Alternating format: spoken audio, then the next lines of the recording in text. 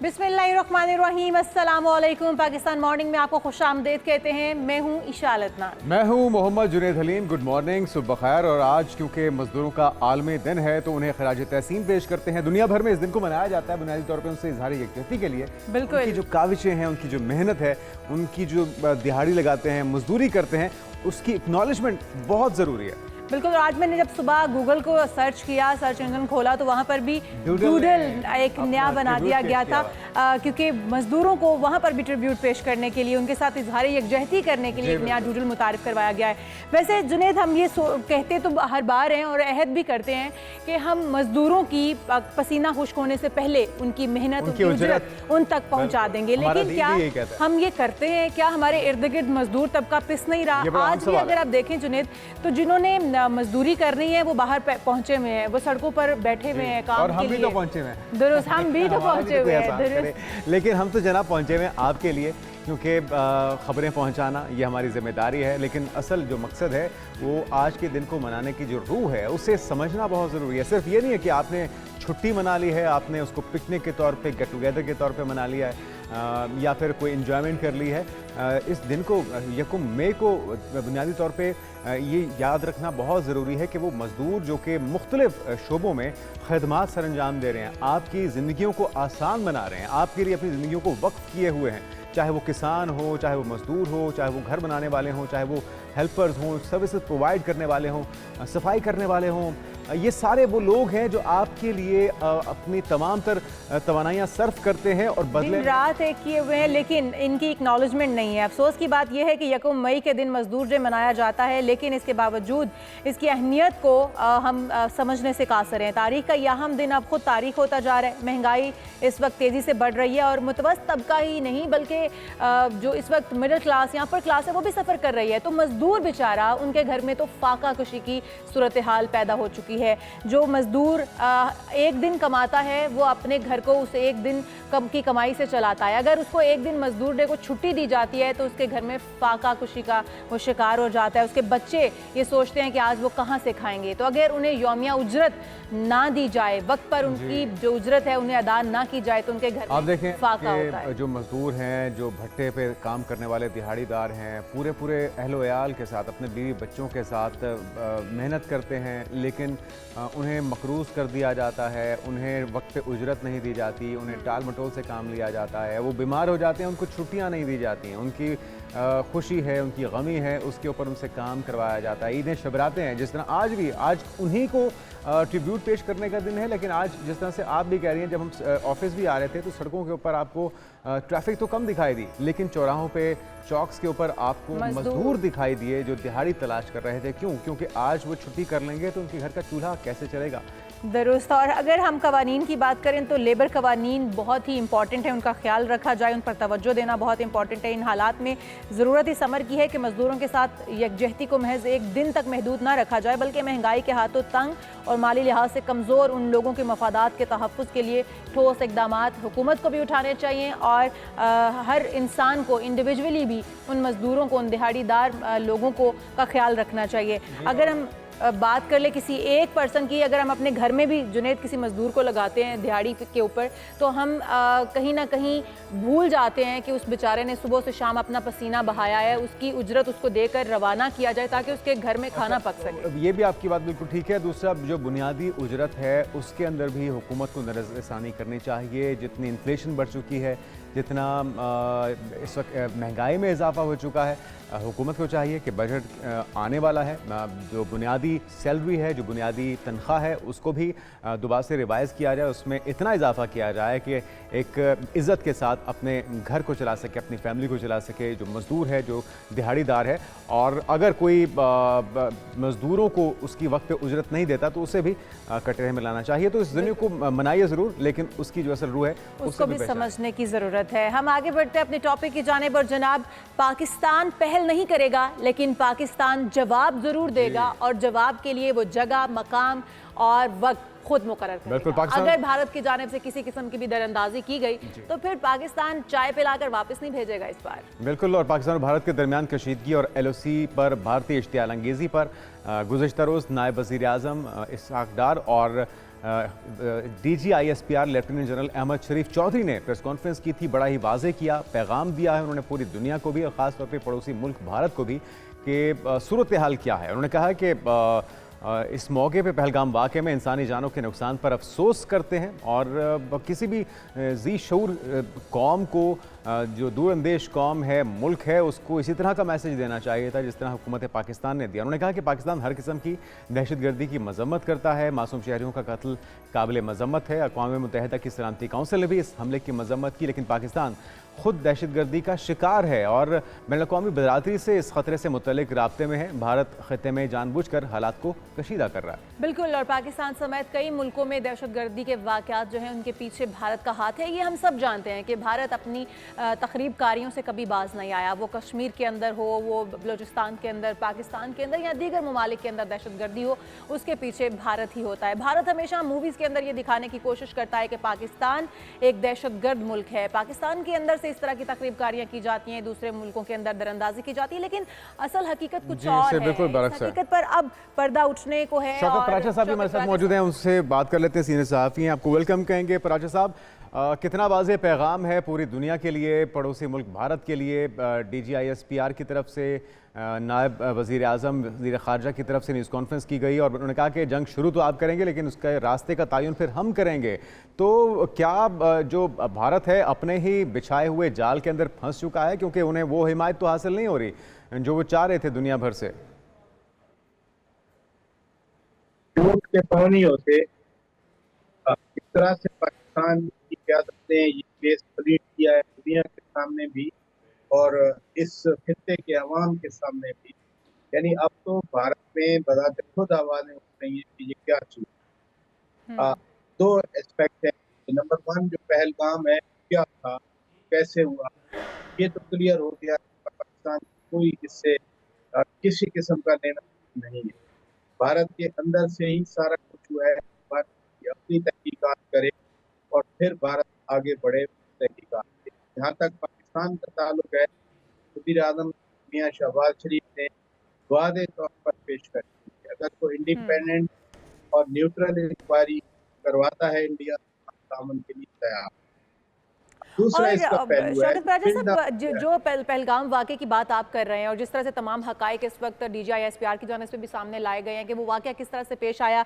एक तो वहाँ से जो पुलिस स्टेशन है, थाना है, वो तकरीबन 30 मिनट की दूरी पर है और रास्ता इतना दुश्वार गुजार है कि वहाँ पर 30 मिनट मैक्सिमम लगते हैं। फिर भी 10 मिनट, वाक़े के फ़ौरन 10 मिनट के बाद FIR का हो जाना और फिर डायरेक्टली भारत का पाकिस्तान के ऊपर इल्ज़ाम लगा दिया जाना, इसकी तहकीकात बहुत ज़रूरी है। क्या आप समझते हैं कि पाकिस्तान इसके लिए अक़वाम आलम को तैयार कर पाएगा, अपना मौक़िफ़ जो है उसके ऊपर साबित कदम रह पाएगा कि भारत को अब तहकीकात करवानी चाहिए और जानिबदार तहकीकात करवानी चाहिए ताकि हक़ाइक़ गैर जानिबदार, ताकि अवाम के सामने, इस वक्त तमाम ममालिक के सामने भारत बेनकाब हो सके? भारत बेनकाब हो चुका है। पाकिस्तान, वैसे क्या ज़रूरत है कि पाकिस्तान तहकीकात के लिए जोर डाले। पाकिस्तान ने अपने पर्सपेक्टिव में कह दिया कि आप इंडिपेंडेंट न्यूट्रल इंक्वायरी करें, तहकीकात करें, कोई इंटरनेशनल कमीशन वगैरह हो, हम उसके साथ ताउन करने के लिए तैयार। पाकिस्तान अपनी कोऑपरेशन की, अपने ताउन की पेशकश कर। दूसरी तरफ ये है, 30 मिनट का फासला हो या जो हो, हमने पहले दिन पाकिस्तान ने कह दिया और अब तो उसके बहुत सारे प्रूफ भी आ गए। पाकिस्तान ने कह दिया कि ये फॉल्स फ्लैग ऑपरेशन, इसमें कोई हकीकत नहीं। इसमें कहा गया कि कश्मीरी हैं, ये है, वो हैं। अब तो ये भी बात आ गई कि उनके अपने अंदर जो मशीनरी है, रॉ है या दीगर है, उनने खुद इसको इंजीनियर किया। तो ये बड़ा क्लियर हो गया। दूसरी बात ये है कि जो बिल्डअप इंडिया कर रहा है पाकिस्तान के खिलाफ, तो गाँव खाली हो रहे हैं, ये हो रहा है, इस पे पाकिस्तान की क़यादत ने दुनिया को भी वादे मैसेज दे दिया और इंडिया को वादे मैसेज। दुनिया को क्या मैसेज है कि अगर हमारी तरफ पहली आंख से देखा जाएगा, जो वो करेंगे हम उससे डबल करेंगे, हम उससे बढ़कर उनको दिखाएंगे। और पाकिस्तान अपनी इस सलाहियत को न सिर्फ रखता है बल्कि पुलवामा के दिनों में पाकिस्तान इसका मुजाहरा भी कर चुका है कि उनका जहाज गिराया, अभिनंदन हाथ आया, अभिनंदन फिर प्राप्त पाकिस्तान ने वापस कर दिया। तो दुनिया के लिए मैसेज है, वो बहुत संजीदा है, बहुत अहम है, और वो ये है तो कि लोग, ये दो कोई नॉर्मल छोटे छोटे नहीं है दुनिया के, दोनों मुल्कों के पास न्यूक्लियर वेपन, दोनों मुल्कों के पास एटॉमिक पावर, बिल्कुल, दोनों और मुल्कों के दुनिया को पास किरदार अदा करना तो चाहिए, लेकिन आपको लगता है पराशर साहब कोई इसमें किरदार अदा करेगा? पाकिस्तान तो बारहा ये मैसेज दे रहा है, लेकिन आपको लगता है कि भारत कोई खातिर ख्वाह इसका रिस्पांस देगा भी सही? क्योंकि वो तो बहाना ढूंढ रहे हैं अपने इंतखाबात के अंदर कामयाबी का, और उन्होंने ये जवाब बनाया अपने ही लोगों को बलि का बकरा बना के। सिंतास मुआहिदा उन्होंने मुअत्तल कर दिया है, कुछ छेड़छाड़ वो पहले ही करना चाह रहे हैं। किस किस्म का रिस्पांस हो सकता है और उसमें क्या कोई किरदार अदा करेगा दुनिया में मुल्क? सऊदी अरब के वज़ीर ख़ारजा हाइनेस प्रिंस फैसल बिन फरहान ने कॉल की, पाकिस्तान से भी बात हुई और इंडिया से भी बात। यूएई के वज़ीर आज़म शेख अब्दुल्ला ने बात की, उन्होंने हमारे नायब वज़ीर आज़म से भी बात की, उन्होंने इंडिया के फॉरेन मिनिस्टर डॉक्टर जयशंकर से बात की। ईरान के वज़ीर ख़ारजा सैयद अब्बास कराची ने इधर भी बात की, उधर भी बात। इसके अलावा वज़ीर ख़ारजा और वज़ीर आज़म नायब वज़ीर आज़म हागडार ने अज़रबैजान, ओमान, हंगेरी और मुतअद्दिद दीगर मुल्क के वज़ीर ख़ारजा से बात की। लेकिन ये जो इंटरवेंशन वाली बात है, या वो जो अपना वजन डालना है, कल रात ही अमरीकी वज़ीर ख़ारजा मार्को रूबियो ने इधर वज़ीर-ए-आज़म शहबाज शरीफ से भी बात की और भारतीय वज़ीर ख़ारजा डॉक्टर जयशंकर से भी बात की। अब जो डॉक्टर जयशंकर से बात के बाद जो छोटा-सा स्टेट डिपार्टमेंट ने एलामिया जारी किया रात को बहुत देर, उसमें वाज़ेह लिखा हुआ है कि the United States would urge India या encourage India to work with Pakistan, यानी पाकिस्तान से मिलकर इस मामले का हल निकालें। दुनिया तो वाज़ेह तौर पे वही कह रही है जो पाकिस्तान कह रहा है। और पराचा वज़ीर साहब आज़म पाकिस्तान ने क्या पराचा साहब अगर हम तारीख देखें उठाकर, तो तारीख में भी इससे पहले वाक़यात जितने भी हुए, पाकिस्तान जो है वो हमेशा पीछे रहा। पाकिस्तान ने कभी पहल करने की कोशिश नहीं की, हमेशा पहल जो है वो भारत की जानिब से की जाती है और फिर पाकिस्तान की जानिब से जवाब दिया जाता है। सालसी का किरदार इस बार क्या समझते हैं कि कौन अदा करेगा? क्योंकि दोनों आप कह रहे हैं एटमी पावर मुल्क हैं, अगर इस तरह के कोई सूरत हाल बनती है तो ये तो पूरे खित्ते के लिए एक कशीदा सूरत हाल होगी और किसी के लिए भी फ़ायदे में नहीं रहेगी। आप क्या समझते हैं इस वक्त सालसी का किरदार कौन सा ऐसा मुल्क है जो अदा कर सकता है? क्या सऊदी अरब आगे आ सकता है? अमेरिका को आप समझते हैं कि क्या वो अपना कोई किरदार अदा कर सकता है? कौन से अहम ममालिक इस वक्त समझे जा रहे हैं जो कि अपना किरदार अदा करके सालसी की पेशकश कर सकते हैं और इस तमाम मामले को अच्छे तरीके से खुश उसलूबी के साथ सरअंजाम दिलवा सकते हैं?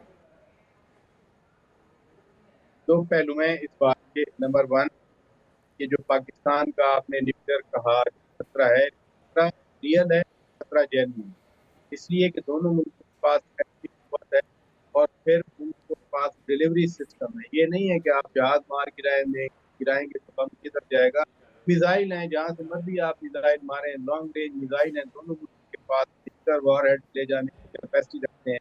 और अगर आपकी सर्वाइवल को कुछ होता है खुदा न खास्ता, तो आप क्या करेंगे? आप हर वो कदम उठाएंगे जिससे आप अपने आप को बचाएं। और ये बात चाइनीज वजीर खारजा वांग यी के साथ जब नायब वजीर आजम इसहाक डार साहब ने बात की, तो उन्होंने भी कहा कि पाकिस्तान को अपनी इलाकाई सालमियत और तारीख के तहफ़्फ़ुज़ का पूरा हक हासिल है। उन्होंने कहा कि हम पाकिस्तान के इस राइट के लिए पाकिस्तान के साथ खड़े हैं। तुर्की के वजीर खारजा हकान फिदान ने बिल्कुल यही बात की, अज़रबैजान के वजीर खारजा ने बिल्कुल यही बात। अब जो दूसरा इसका एंगल है, दुनिया कौन इंटरवीन करेगा, मैंने मार्को रूबियो से बात की। पुलवामा वाले वाक़े में भी बिल्कुल इसी तरह से मिसाइल फिट हो गए थे, उनके भी राजस्थान साइड से कई 9 थे मिसाइल चलने वाली तरह हमारे यहाँ, लेकिन उस वक्त के वजीर खारजा, अमरीकी वजीर खारजा माइक पॉम्पे वो एक्शन में आए और रात भर वो सफारतकारी चलती रही और उसके बाद अमन हुआ। पाकिस्तान अच्छा, इस बार भी तो यही हो रहा है पराशर साहब कि भारत माजी के किस्सों को जवाब बना के वजीर दिफा के बयान को कि जी सोवियत यूनियन के खिलाफ पाकिस्तान ने अमेरिका का साथ दिया, इसलिए पाकिस्तान आज भी दहशतगर्दी एक्सपोर्ट कर रहा है, या फिर मुंबई अटैक हो, पुलवामा अटैक हो, पठानकोट अटैक हो, उन वाक़यात को जवाब बना के आज अगर इंडिया के और पाकिस्तान के दरमियान एक फुल फ्लेज वॉर शुरू करना चाह रहा है, तो आपको लगता है कि ये इतना आसान होगा? और अगर वॉर शुरू खुदा न खास्ता हो जाती है तो फिर उसका इख्तिताम कहाँ पर होगा, इसका तयन कौन करेगा? अब तो अमेरिका में तहकीकात जारी हैं, कनाडा में तहकीकात जा रही हैं कि भारत एक्स्ट्रा टेररिस्ट किलिंग यानी दूसरे मुल्कों को भी टारगेट किलिंग करवा, पाकिस्तान के अंदर भी 20 से ज्यादा लोग उन्होंने मरवाए हैं और वो भी एक एविडेंस है। ये नहीं है कि सिर्फ पाकिस्तान के बारे में ये कहे, भारत के खिलाफ तहकीकात जारी है। तो जो सिख रहनुमा कनाडा में मारा, जैसे तो प्राइम मिनिस्टर ऑफ कनाडा, उसके बाद बाइबी जो दुनिया की आला तरीन टेररिस्ट एजेंसी है, उन्होंने अपनी तहकीकात में ये डॉट इस तरह से यूरोप बैठा है, वो फंडिंग कर रहा है, फंडिंग जा रही है और यही पाकिस्तान कहता है, तो लिहाजा वो वाला खत्म हो गया। दूसरी बात बड़ी अहम है कि यकीनी तौर पर जंग आप कैलकुलेटेड भी करें ना, आप लड़ाई शुरू करें, लेकिन you can not control the consequence, can start the war. आप समझते हैं कि लोकलाइज होगी, और मैं आपको एक एग्जांपल, वर्ल्ड वॉर 1 पहली जंग अजीम ये कहाँ शुरू हुई थी? सैराजेवो, वो बोस्निया बहुत दूर है वेस्टर्न यूरोप से, वहाँ प्रिंस फर्डिनेंड को मर्डर किया गया, लेकिन वो जंग इतनी फैली कि उसका थिएटर फिर बोस्निया हर्जेगोविना या ऑस्ट्रिया हंगेरी एम्पायर नहीं बना। लेकिन जवाब इतना स्ट्रांग है, ये जो ये लेकिन पराचा साहब जो बात आप कर रहे हैं कि इसके कॉन्सिक्वेंसेस का तो अंदाजा नहीं लगाया जा सकेगा, और जुनैद भी जिस तरह से बात कर रहे हैं कि फिर ये रुकेगी कहाँ पर? अगर ये सब भारत भी जानता है, जाहिर है भारत इससे बिल्कुल आंखें बंद तो नहीं कर सकता, तो फिर पीछे ऐसी कौन सी वजह है जो भारत को ये सब करने पर मजबूर कर रही है, जिसके कॉन्सिक्वेंसेस बहुत ही खतरनाक हो सकते हैं? इसके बावजूद आप समझते हैं कि सिर्फ एक इलेक्शन के अंदर फायदा उठाना होगा जिसकी वजह से भारत ये सब कुछ कर रहा है, क्योंकि कोई और वजह हो सकती है जो सॉलिड रीजन हो जिसके बिना पर इतना बड़ा एक्शन? एक भोंडा सा ड्रामा रचाया गया है, उसके वो सबूत देने से, प्रूफ देने से बिल्कुल ही कासिर हैं। आपको लगता है कि वो प्रूफ इस तरह के प्रोवाइड कर पाएंगे? पाकिस्तान ने तो ऑफर भी किया कि आप शफाफ तहकीकात करवाएं। जो पहली बात रीजन क्या हो सकती है, जो इंतहा पसंद होते हैं, जो एक्सट्रीमिस्ट होते हैं, जो फाशिस्ट होते हैं, वो ऐसे ही सोचते हैं। आरएसएस की वतन से निकली हुई बीजेपी को इंतहा पसंद जमात, और उनका कभी कहीं ना कहीं ये उनके ज़हन में होता है कि हमने पाकिस्तान खुदा न खास्ता खत्म, अदरवाइज कोऑपरेटिव स्पिरिट में कांग्रेस ने भी 2 टर्म गुजारी, 10 साल गुजारे, लेकिन कहीं ना कहीं पाकिस्तान के साथ बातचीत भी चलती रही, आना जाना भी रहा। अब तो देखे ना, आज 1 मई है, आज से भारत और पाकिस्तान इनके दरमियान कोई भी जमीनी रवाबत नहीं रहा। आज वाघा बॉर्डर हमने बंद कर दिया, उन्होंने अटारी बंद कर। 2 मुल्क जिनका इतना लंबा बॉर्डर है, यानी पाकिस्तान का ईस्टर्न बॉर्डर पे कोई और कंट्री नहीं है, वेस्टर्न पे तो चले ईरान है, फिर अफगानिस्तान है, फिर पाकिस्तान के ताजिकिस्तान और देन चाइना है, इसमें तो सिर्फ हमारा इंडियन बॉर्डर है। और पराचा साहब, जिन खवातीन की शादियां होकर भारत में गई थी, अभी जो खबरें सामने आ रही हैं, उन खवातीन को भी वापस भेज दिया गया है।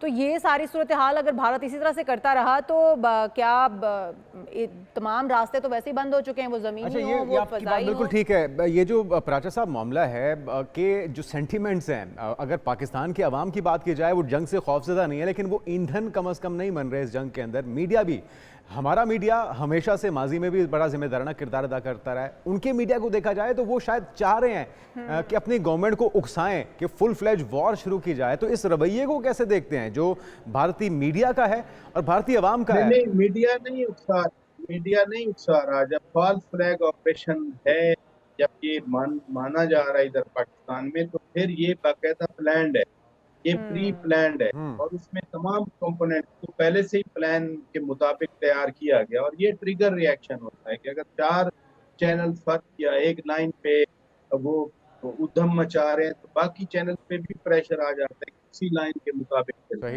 यानी उधर से, जैसे कल प्रेस कॉन्फ्रेंस में भी बताया गया, उधर से ये वाक़या होता है और फौरन ही वो पाकिस्तान का नाम आ जाता है, फौरन ही मुसलमानों का नाम आ जाता है, फौरन ही कश्मीरियों का नाम आ जाता है। और जो जो जो लेकिन फराजा स्टेज और साहब, मैनेज भारत की ड्रामा है वो अफवाज इस ऐसे चीज़ ही के लिए होता है। तैयार हैं, क्योंकि हम देख रहे हैं कि भारत की अफवाज की जानिब से ऐसा कोई मौक़िफ़ या इस तरह का बयान सामने नहीं आ रहा कि वो तैयार है। गवर्नमेंट जो कह रही है वो अपनी जगह पर मौजूद है, लेकिन इस वक्त भारत की अफवाज की जानिब से बयान ना आना, क्या उनकी तैयारी मुकम्मल है, वो इस चीज़ के लिए तैयार हैं? ट्रेडिशनली पाकिस्तान और इंडिया जो आर्मी है, they are professional, they are standing. जी। ये वो कोई लश्कर नहीं है किसी मुल्क के, चाहे तो इकट्ठा करके आप आगे बढ़ सकते हैं। ये आर्मीज हैं और बाकायदा ब्रिटिश सिस्टम में ट्रेंड आर्मी है। तो इसलिए ये हम कहें कि किसी की तैयारी नहीं है या है, लेकिन ये प्रोफेशनल आर्मीज हैं। और दुनिया में पीस कीपिंग मिशन में जहाँ जहाँ स्टेशन होते हैं, दोनों पीस कीपिंग वाले, मैं एक बार गया था पीस कीपिंग जो सेक्शन है जनरल से बात, उन्होंने कहा था कि बेस्ट जो ऑपरेशनल हम देखते हैं एफिशिएंसी, वो इंडिया और पाकिस्तान की आर्मी की होती है, क्योंकि प्रोफेशनल आर्मी। लिहाजा वो जो कुछ कर रहे हैं वो अपनी जगह पे है। हम पाकिस्तान में बैठ के पाकिस्तान की बात कर रहे हैं कि यहाँ तैयारी भी मुकम्मल है, हौसला भी भरपूर है, न सिर्फ फौज का बल्कि पूरी पाकिस्तान की अवाम फौज के पीछे है।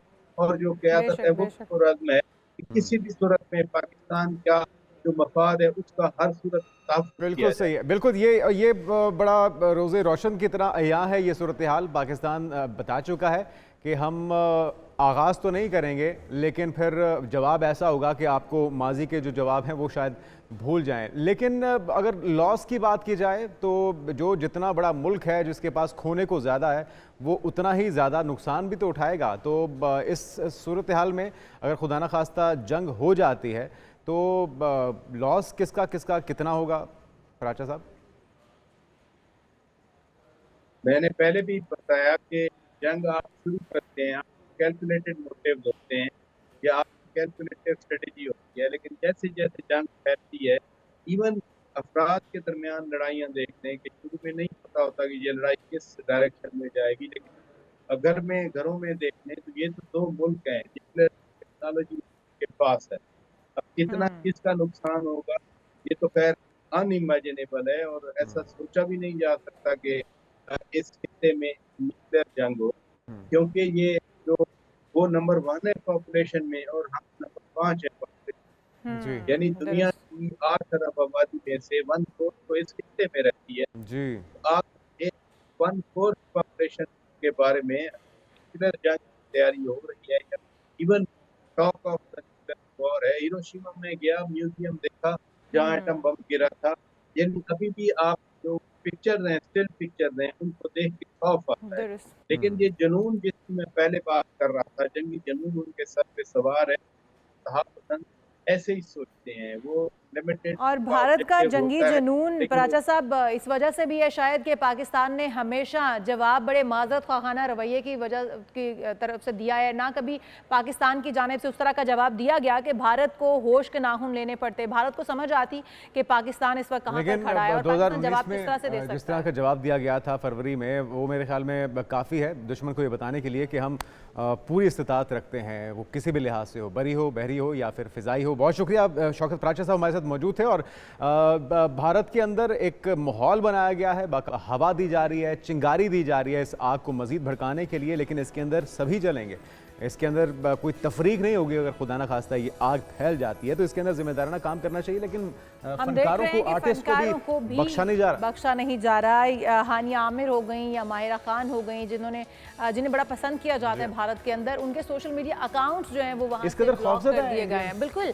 अच्छा, इनके खौफ का आलम तो ये है कि आप देखें कि वहाँ पर अगर आपके आर्टिस्टों को पसंद किया जाता है, पाकिस्तानी आर्टिस्टों को, तो उनको वहाँ से ब्लॉक किया जाना, मूवी से निकाल दिया जाना। हानिया आमिर की अभी नई मूवी आ दिलजीत रही थी। दोसांझ के साथ एक मूवी आ रही थी जी। अब कहा जा रहा है कि हानिया की जगह पे किसी और खातून को, किसी और आर्टिस्ट को कास्ट किया जाएगा। शूटिंग का आगाज़ हो चुका था और उनकी जो सिंगर हैं बादशाह, उनके साथ जो दोस्ती है, इंडियन फैंस उनके दीवाने हैं, वो जो भी रील शेयर करती हैं इंस्टा पे, ट्विटर पे, एक्स पे, उसके लाखों जो चाहने वाले हैं इंडियंस ख़ास तौर पे, वो उसे पसंद करते हैं, उसे शेयर करते हैं। तो इस तरह के खौफ का मुजाहरा भारत की तरफ से, अच्छा जिस तरह से अभी हम आगे चल के उस पर डिटेल में बात भी करेंगे कि वो लड़कियां जो अपना घर बसाने के लिए इंडिया गई हुई थी, वो मरीज किसी का एक बच्चा है, किसी के 4 बच्चे हैं, उनके बच्चे वहां रख लिए जाना और उन खवातीन को पाकिस्तान वापस भेज दिए जाना। जो मरीज ये जो मौत के दहाने पे हैं, अपनी जिंदगियां बचाने के लिए, ऑपरेशंस के लिए वहां पर मौजूद थे, ऐसे बच्चे हैं, वो क्या कसूर है उनका कि वो इस जंग का शिकार हो जाएं? क्या वो दहशतगर्दी में मुलव्वस? 200 के करीब तकरीबन लोग जो हैं वो पाकिस्तान वापस आ चुके हैं, जो पाकिस्तानी शहरी थे, और 300 कुछ लोग बताए जा रहे हैं जो कि इंडिया के थे, पाकिस्तान के अंदर मौजूद, जो इंडिया वापस जा चुके हैं। इस तरह और पता नहीं कितने लोग हैं जो अपने अपने मुल्क वापस आ रहे हैं अपने तमाम काम छोड़कर। इस पर बात करेंगे तफसील से, लेकिन एक ब्रेक के बाद आप कहीं मत जाइएगा, हमारे साथ रहिएगा।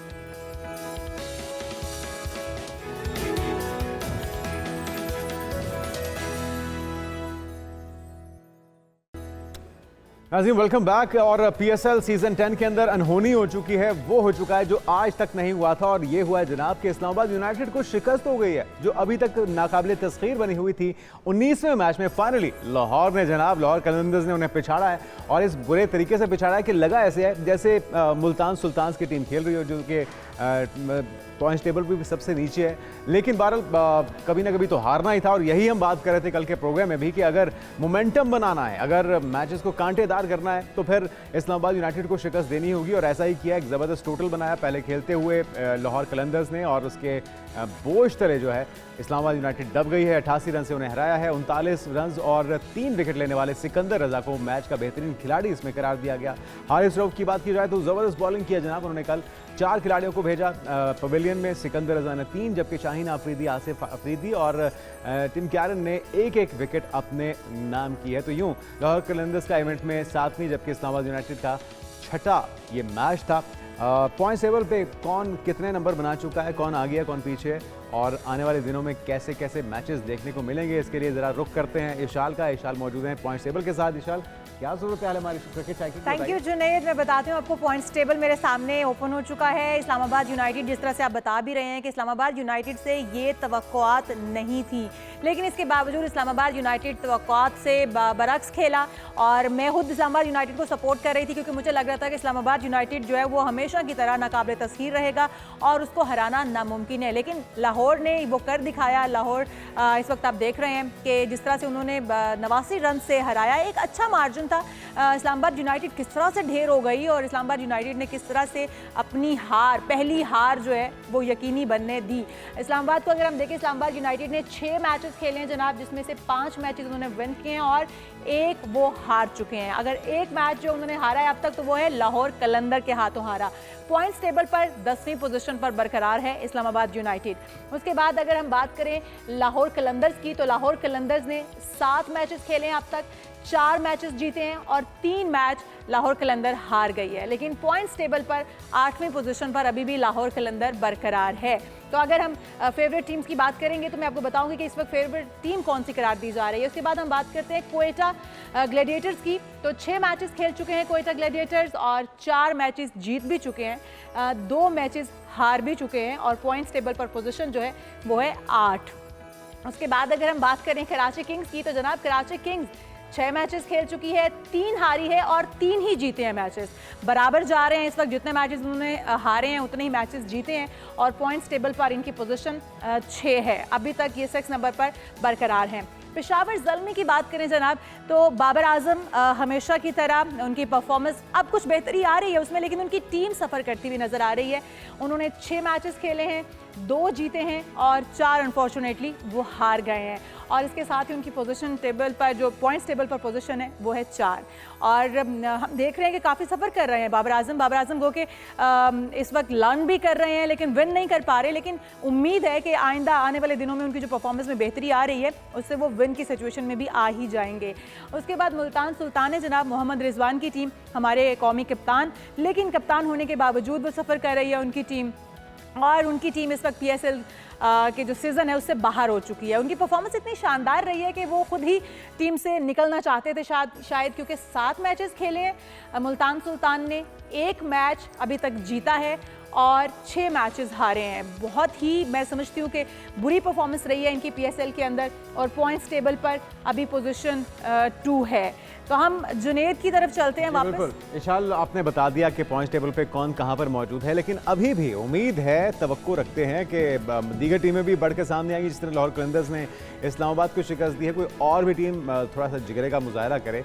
आज भी 4 मैचेस हैं जनाब, मुल्तान वर्सेस कराची और लाहौर वर्सेस क्वेटा। तो आज के मैचेस पर भी बात कर लेते हैं, लेकिन उससे पहले बात करते हैं कल के मैच की, जो एक अपसेट कहा जा रहा है। अहमद कुरैशी हमारे साथ मौजूद हैं। अहमद, आपको वेलकम कहेंगे पाकिस्तान मॉर्निंग में। क्या कहेंगे, नाकाबिले तस्खीर इस्लामाबाद यूनाइटेड को थोड़े बहुत नहीं 88 रन से शिकस्त दिया लाहौर कलंदर्स ने। देखें, बिल्कुल आउटस्टैंडिंग परफॉर्मेंस है लाहौर की। हालांकि जब 10 ओवर में 90 रन थे लाहौर के, उसके बाद लाहौर की काफ़ी स्लो डाउन हुई थी। लेकिन उसके बाद जिस तरह से लाहौर के बैट्समैनों ने बैटिंग की है और 200 प्लस का टोटल बोर्ड पे लगाया है, आई थिंक वो आउटस्टैंडिंग है। क्योंकि अगर आप 10 से 13.3 ओवर तक देखें तो सिर्फ 22 बॉलों पे 22 रन ही बने थे। उसके बाद इनिंग्स जिस तरह से आखिरी 6.5 ओवरों में लाहौर ने एक्सेलरेट की है, उसकी एग्जांपल बहुत कम ही मिलती है।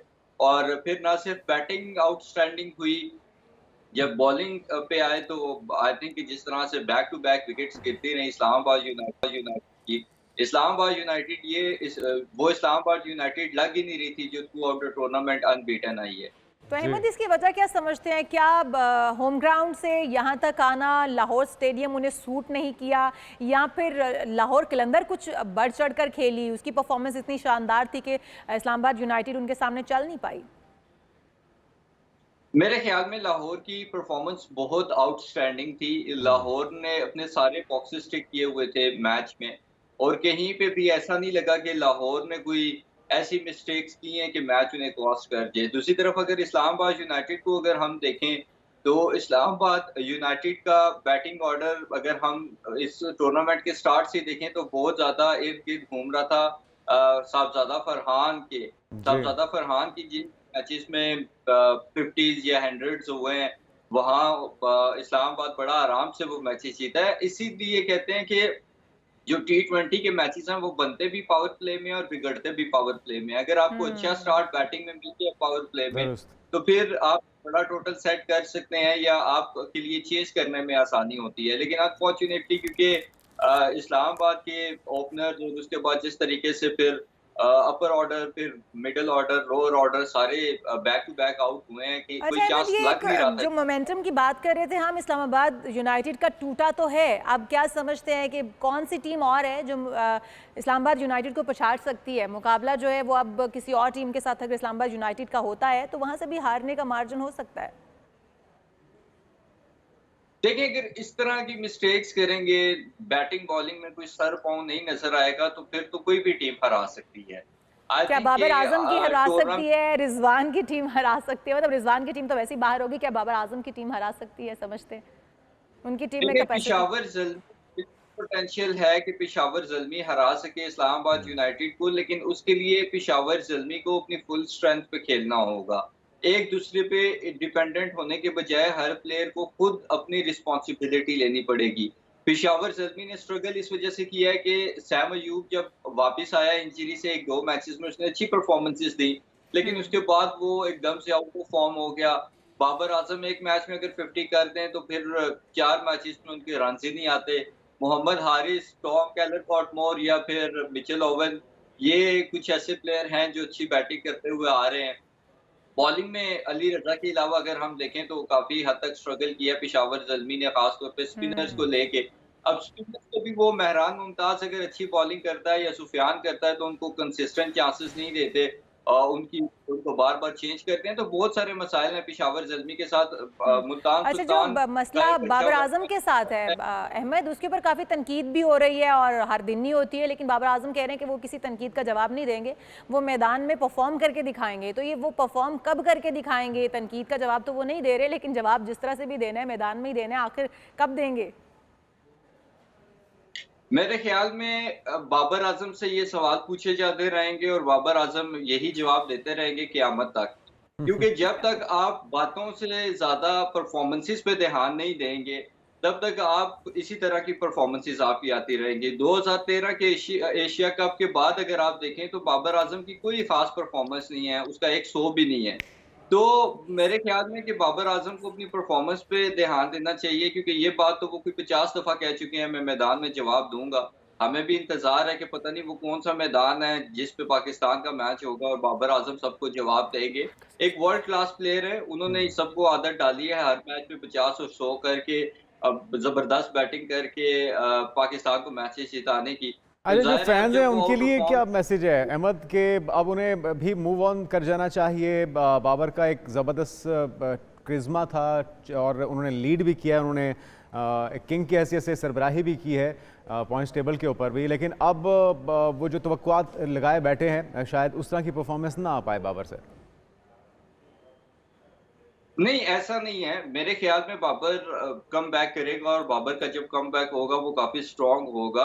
लेकिन बाबर को ये खुद सोचना पड़ेगा कि वो कितना जल्दी कम बैक करना चाहता है, क्योंकि मेरे ख़्याल में बाबर के साथ कोई टेक्निकल प्रॉब्लम नहीं है, कोई उसके साइकोलॉजिकल है। साथ ऐसा नहीं है जो कि सॉर्ट आउट ना हो सके। बाबर एक एक मेंटल डाउनफॉल का शिकार है। क्योंकि वो जब आता है लोग उसका उसका नाम ले रहे होते हैं, तो वो एक साइकोलॉजिकल प्रेशर के अंदर आ जाता है। हालाँकि जितना वो क्रिकेट खेल चुका है, जितना वो परफ़ॉर्म कर चुका है, उसको प्रेशर में नहीं आना चाहिए। जब वो बैटिंग भी करने आता है, आप उसके फेशियल एक्सप्रेशंस ही देख लें या जिस तरीके से वो पहली 2-3 बॉल्स डॉट खेलता है, वो साफ नज़र आता है कि बैट्समैन अंडर प्रेशर है। और जब उसके आगे आमिर या इस तरह के स्किलफुल बॉलर आते हैं, तो वो तो सही। मेरे ख्याल में कुछ चलें। मिनट तो लगाते हैं अहमद, उसको आप आउट क्या करने में। मशवरा बाबर देते को हैं? कराची किंग और मुल्तान सुल्तान का आज मैच है, तो आप क्या कहते हैं, बाबर आजम को मशवरा क्या है कि वो बाबर प्रेशर ना लें, किस तरह से खेलें? क्या रिजवान को क्या मशवरा देते हैं कि अगर आज वो चल पाते हैं तो?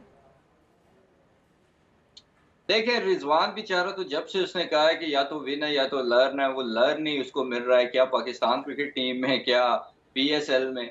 मशवरा अब उसको क्या देना है, मेरे ख्याल में तो रिज़वान को अपनी जो नेचुरल गेम है वो खेलनी चाहिए, खुल के क्रिकेट खेलनी चाहिए। अब टीम का तो उनके बहुत मुश्किल है, बल्कि नामुमकिन ही समझ लें कि कम बैक कर सके और टॉप 4 में वो आ सके। लेकिन मेरे ख्याल में रिज़वान अगर ये जो आखिरी कैंपेन्स है मुल्तान सुल्तान की, अगर मुल्तान सुल्तान ये मैचेस अच्छी खेलती है, तो कहीं न कहीं उनको ऐसा फ़ील होगा कि उन्होंने टूर्नामेंट का एंड एट लीस्ट उनका अच्छा हुआ है। सो रिज़वान के लिए यही मशवरा है कि अपनी नेशनल गेम खेलें, होपफुली कि मुल्तान ये मैच वो जीतेगा। खुद तो अपनी नेशनल गेम अहमद खेल रहे हैं और पॉइंट्स टेबल पे भी सबसे ज़्यादा रन बनाने वाले बल्लेबाज बन चुके हैं, लेकिन सवाल जो उठ रहा है वो ये कि ना तो उनकी टीम पीएसएल के अंदर लोकल टूर्नामेंट के अंदर परफॉर्म कर पा रही है, ना ही नेशनल जो टीम है उसको वो लीड करके उसको किसी काबिल ज़िक्र मकाम पर पहुंचा पा रहे हैं। तो क्या हमें कोई और ऑप्शंस भी सोचने चाहिए, हमें से मुराद पीसीबी को, सिलेक्टर्स को? बिल्कुल, और ऑप्शन सोचने चाहिए। उसकी वजह ये है कि अगर आपने बाबर की तरह रिज़वान को नेशनल टीम पे मुसल्लत करना है, तो फिर आप के वही रिज़ल्ट मिलेंगे जो बाबर के दौर में मिले। आई थिंक और भी बहुत सारे अच्छे ऑप्शंस हैं आपके पास। सलमान अली आका एक अच्छा कैप्टन साबित हो सकता है। कुछ और प्लेयर्स भी हैं, लेकिन फ़िलहाल मेरे ख़्याल में अगर रिज़वान के बाद कोई आइडियल चॉइस है, तो सलमान अली आगा हो सकता है, क्योंकि वो अक्रॉस फॉर्मेट ज़बरदस्त परफ़ॉर्म करता आ रहा है एज़ अ ऑल-राउंडर। जहाँ तक मुल्तान सुल्तान की बात है, मेरे ख्याल में मुल्तान सुल्तान के जो ऑनर हैं, उन्होंने इतनी बड़ी-बड़ी बातें और बढ़कें कर दी थी टूर्नामेंट से पहले ही, कि वो उनके गले पड़ गई हैं। और जितना वो बयानबाज़ी पे और जितना वो खुद लाइमलाइट में रहने पे ध्यान देते हैं, अगर उन्होंने टीम कॉम्बिनेशन पे और टीम की परफॉर्मेंसेस पे ध्यान दिया होता, तो शायद उनको आज ये दिन ना देखना ठीक। पड़ता। बहरहाल होपफुली कि रिज़वान इंशाल्लाह। जिस तरह से बैटिंग आया है, उसी तरह करे और मुल्तान आज जीते उसकी आमीन। अब हम कैप्टनसी तो में। दुआ ही कर सकते हैं, परफॉर्म तो आमीन तो खिलाड़ियों ने भी आपने करना कह है। दिया, लेकिन हाँ परफॉर्मेंस पे डिपेंड हाँ, हम करता है। उम्मीद करते हैं कि लर्न उन्होंने बहुत कर लिया है, विन भी करके दिखा दें। चलें, आज के मैचेस के हवाले से आपकी फेवरेट कौन सी हैं और प्रेडिक्शन क्या है, कौन जीतेगा? Multan versus Karachi, Lahore versus Quetta? अच्छा, मुल्तान वर्सेस कराची में मुझे लग रहा है कि मुल्तान जीतेगा, अच्छा। और लाहौर वर्सेस क्वेटा में मुझे लग रहा है कि क्वेटा का चांस ज़्यादा है। अच्छा। अच्छा, ना तो आप लाहौर के साइड पे, ना आप कराची की साइड पर हैं, आप बाबर आजम के साथ, मोहम्मद रिजवान के साथ हैं, लग ये रहा है। तो क्या आप परफॉर्मेंस की बुनियाद पर कह रहे हैं या फेवरेटिज्म की बुनियाद पर कह रहे हैं?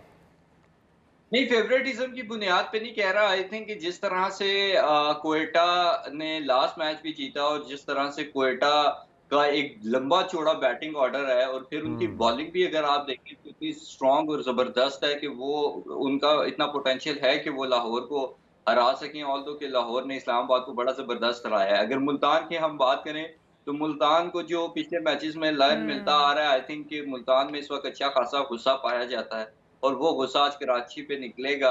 कराची में बाबर आज़म के भाई केन विलियमसन भी आ गए हैं, सो मेरे ख्याल में कि 3-4 ओवर तो वो ले जाएँगे टूक-टूक करने में और इस वज़ह से मुझे लग रहा है कि कहीं न कहीं जो है चलें, वो हम भी आपके साथ हैं, हम बिल्कुल आपके साथ हैं, लेकिन फाइनल में किस-किस को जाते हुए देख रहे हैं? लाहौर कलंदर्स और इस्लामाबाद यूनाइटेड, क्या आप देख रहे हैं कि आमने-सामने होंगे फाइनल में?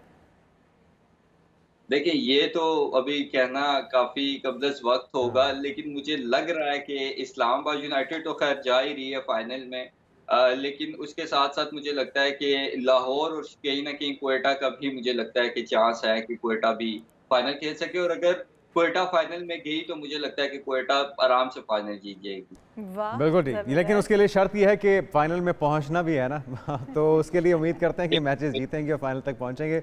बहुत शुक्रिया, अहमद कुरैशी हमारे साथ मौजूद थे और ज़बरदस्त मैचेस पीएसएल के जारी हैं। एक सेट हुआ है, नाकाबिले शिकस्त इस्लामाबाद यूनाइटेड को शिकस्त हुई है और मोमेंटम एक बार फिर से बहाल हुआ। उम्मीद करते हैं कि इसी तरह से दिलचस्प मैचेस आगे भी देखने को मिलेंगे। हम आगे बढ़ते हैं, बात हो जाए चीन के चांद के विजिट की और फिर वहाँ से जो नमूने सैंपल्स दिए थे वो बांटे जा रहे हैं। चांद के ऊपर जनाब चीन ने जो नमूने इकट्ठे किए थे बैनुल-अक़वामी साइंसी ताउन के फ़रोग़ के लिए, उन्होंने मुख्तलिफ ममालिक के इदारों को वो फराहम किए हैं ताकि बाकी लोग भी इससे मुस्तफ़ीद हो सकें और इसके ऊपर रिसर्च हो सके।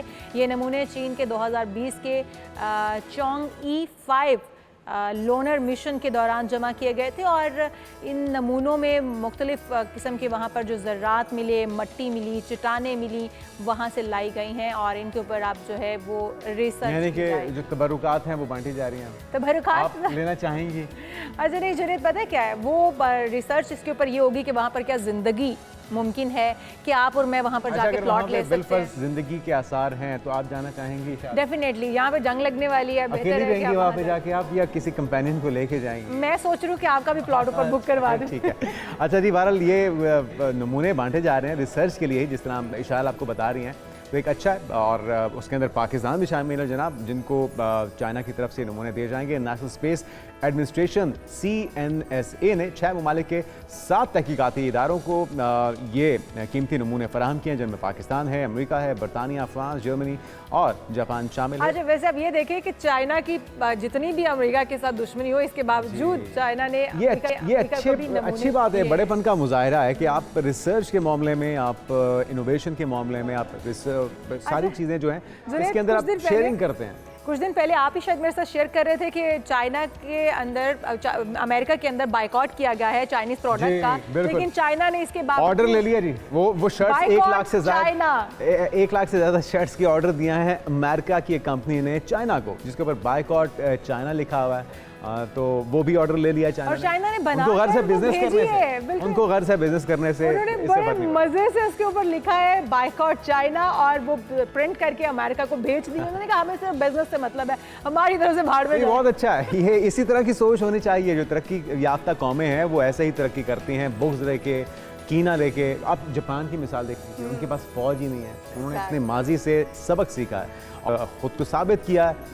आज सिविलाइजेशन के मामले में, इनोवेशन के मामले में, इजादात के मामले में जापान हो या इस तरह के ममालिक हों, चाइना लीड कर रहा है। तमाम जो मंडियां हैं उनकी प्रोडक्ट्स उसके बगैर अधूरी हैं, तो ये एक अच्छी चीज़ है। दूसरे ममालिक को भी इससे कुछ सीखना चाहिए। हम यहाँ पर एक ब्रेक शामिल करते हैं, आप कहीं मत जाइएगा, स्टे विद अस।